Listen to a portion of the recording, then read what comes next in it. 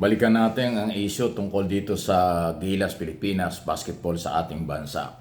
Well, kahit na alam ko yung iba ay aburido or stress, masama ang loob, hindi matanggap na tayo ay 0-3 sa nangyari dito sa FIBA Basketball World Cup.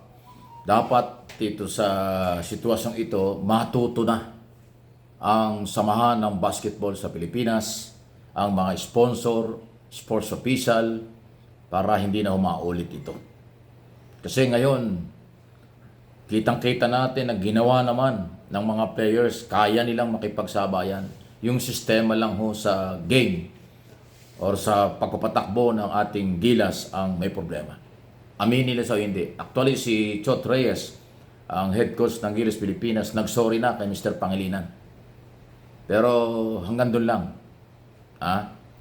Alam mo, hindi natin kailangan ng sorry. Kailangan ipakita development. Every time na lang na tayo sasali sa mga international competition tulad nitong FIBA ay hindi tayo nagtatagumpay. At sa record, lagi na lang si Mr. Reyes ang coach. Bakit ganun? So mukhang may politika at may palakasan din yan. Magbago na kayo. Dahil ang inyong dinadala, hindi lang yung negosyo nyo. Hindi lang yung inyong team. Ang daladala nyo ay pangalan ng Pilipinas. Kaya inyong pakinggan ang sinasabi ng taong bayan. Ang FIBA at basketball, hindi lang dahil kayo ang nagpapasweldo, dahil kayo ang nag-organize, kayo ang dapat masunod. Yung boses ng mamamayan, inyong pakinggan. Magpalit kayo ng coach. Ibaba niyo ang pride nyo kung gusto niyo tayo ay manalo. Itigil ang palakasan, itigil ang personalan, sa halip ay ang alam nyo, kung hindi nyo kinakatawan ng taong bayan, wala kaming pakialam dyan. Parang PBA. Walang pakialam ng ibang tao dyan sa PBA kasi sa inyo yan, negosyo nyo yan. Pero international competition, FIBA ito, ang kinakatawan nyo, taong bayan. Pilipinas, hindi lang yung mga team nyo, hindi lang yung mga interest nyo. Ibahin nyo ang FIBA sa PBA. Ang PBA, kahit kayo-kayo lang, wala lang nanonood dyan eh. Di ba?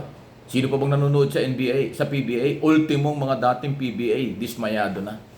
Sabi nga ni Coach Brent Nigyaw, napag-iwanan na tayo sa buong Asia. Sabihin, bagsak na ang basketball natin, parang gano'n. So, please lang, kung PBA, wala kaming pakialam, sige lang kayo, kayo-kayo lang naman dyan eh. Pero pagka kakatauan ninyo ang Pilipinas, pakinggan nyo ang boses ng bayan. Marami na po nagsalita sa social media at sa media. Hindi sila kontento sa pagmamanage ng samahan ng basketball sa Pilipinas dahil kayo ang pumili kung sino magiging coach. Kayo ang pumili kung sino ang player. Kayo ang pumili kung ano ang gagawin. So, inyong isaalang-alang ang pangalan ng Pilipino at ng Pilipinas. Period. Okay. Any reaction, comment, nasa inyo po yan. Dito sa MA Pinoy TV. At sa iba nating mga usapan, kahit na masama ang panahon, ingat po kayo, maulan. Naku, apektado ang local tourism pagka maulan eh, dahil kakatamad magbiyahe pag maulan. Naku, speaking of tourism, ito related ito sa topic natin dahil part ng tourism, part ng topic natin dito, entertainment, sports, showbiz, at tourism. Naku, ayun po mga senador natin ay tutol din sa bagong policy o guidelines ng Bureau of Immigration o ng ating pamahalaan tungkol sa mga pagtatravel. Kasi totoo po yan, sa ilalim ng saligang batas, ang Pilipino o kahit sino allowed mag-travel hanggat kaya mo. Pero doon daw ho sa mga daming mga bagong requirements ay parang ginigipit na, parang lumalabag na sa constitutional right to travel ng Pilipino sa higpit daw ng immigration. So, mag-iimbestiga na naman ang Senado dyan. At pagka ho ganyang katindi ang apektado yung, alam nyo, ang tourism, Department of Tourism, ang laki ng kita sa mga pagtatravel ng Pilipino. 1,600 ang travel tax. Ay kung ang mga Pilipino hindi na makaalis dahil napakaraming requirements, hindi na makapagbakasyon dahil ang daming hinihingi, hindi naman kailangan. So, apektado yung income ng tourism. Yung ang Pilipino makapagpupromote sa ibang bansa pag nagpunta ron dahil Pilipino, mawawala yung promotion voluntaryong ginagawa ng Pilipino at yung income ng Department of Tourism. Yan ho sa airport. So sana maayos yan. Samantala, balitang showbiz naman, nako, kahit all weather, umulan, bumagyo, bumaha, mainit, kung ano, tuloy ang Dabar Cards. Tuloy ang maliligayang araw. Uy, paano nga pala sila magsusugod barangay? Maulan. Katunayan, ngayong araw na ito sa Metro Manila, marami nang kinansel na pasok ang mga bata. Dahil may ulan, may baha. Yun ang nangyari.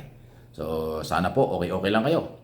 Ha? Mga senior citizen, huwag muna lalabas ng bahay. Baka mabasa kayo ng ulan. Eh, maulan eh. Baka madagdagan ang maintenance nyo na araw-araw dahil nga ho sa magkasakit, dahil nga ho sa bad weather. Bad weather kasi hindi lang ulan, may baha pa yung iba.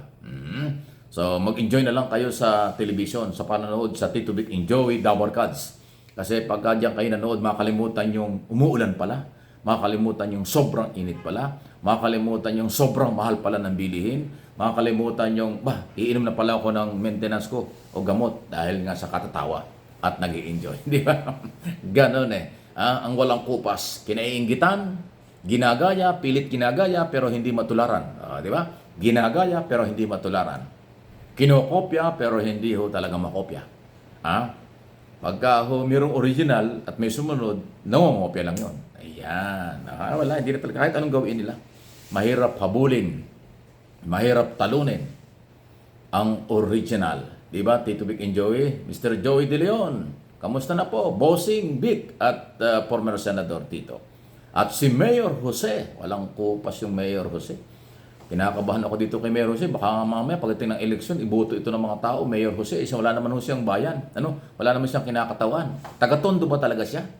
Delikado ang Mayor ng Maynila. Kasi taga-Tondo siya. Baka mamaya huwag niyo iboboto si Jose pag hindi kumandidato. Pag hindi nag-file ng certificate of candidacy sa 2025 pa naman, matagal pa. Huwag niyo iboboto, disqualified yun. Ang sinasama sa eleksyon at binibilang ang boto kapag kandidato. Kung kandidato siya sa Itbulaga, Tito Vic Enjoy, Dabar Cards, di ba? So, ganda lang yun. Pero ang lakas ng dating. Alam niyo yung mga politiko, kung gusto niyo manalo, dumikit kayo kay Mayor Jose. Kung saan man yan. Sigurado marami kayong butanteng makukuha ang lakas sa tao. Sabi ko nga, ako nga lang ang nagbansag dyan Mayor Pangkalawakan. Dito lang sa channel niyo ito narinig. Sa MA Pinoy TV. Ang Mayor Pangkalawakan, Mayor Jose Manalo. Walang talo. Walang distrito. Pero ang dating niya, hindi lang mayor, pang national. Kasi national television, international television, international ang social media, kilalang kilala siya. Baka nga sa ibang bansa, mas kilala yung Mayor Jose kasi sa Mayor ng Quezon City, Mayor ng Maynila. Mayor Pangkalawakan ang kilala. Mas sikat sa lahat ng mga mayor. Si Mayor Jose compare sa mga elected mayor. O sinong sikat na mayor sa buong Pilipinas? O dito lang sa Metro Manila, sinong sikat na mga mayor dito? Alas pare-paras lang naman Mas sikat yung mayor na hindi elected. Mayor na pinapaniwalaan at sinusuportahan ng taong bayan all over the world, ng kanilang mga followers, supporters. Mayor Jose, hindi ba? Good morning, Mayor. Salamat po.